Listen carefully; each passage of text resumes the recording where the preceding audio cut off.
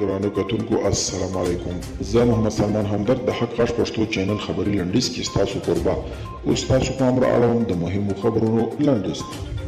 د اروپا میشتو افغانانو نړیوالو جرګې له طالبانو د اوربند غوښتنه وکړه. د اروپا میشتو افغانانو د جرګې رئیس ډاکټر اصغر خیل منګل افغانستان کې د کاناډا مخکنی سفیر کریستوفر الکساندر، د جرمني پارلمان غړي کیزیا ماردیلا، هم د امریکا ملي دفاع پوهنتون استاد علي احمد جلالي او د ولسي جرګې غړي رمضان بشردوست د دې آنلاین غونډې ویناوال وو.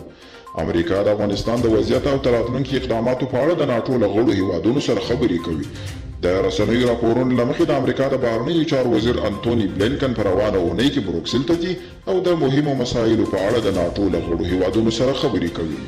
د اوکراین پر سر د امریکا او روسیې ترمنځ ناندرۍ رامنځته شوې دي. تازه روسیې له اوکراین سره خپلې پولې ته نږدې لا ډېر سرتیري ځای پر ځای کړي دي او په دغه هیواد کې د بیلتون غوښتونکو د ملاتړ خبره کړې ده.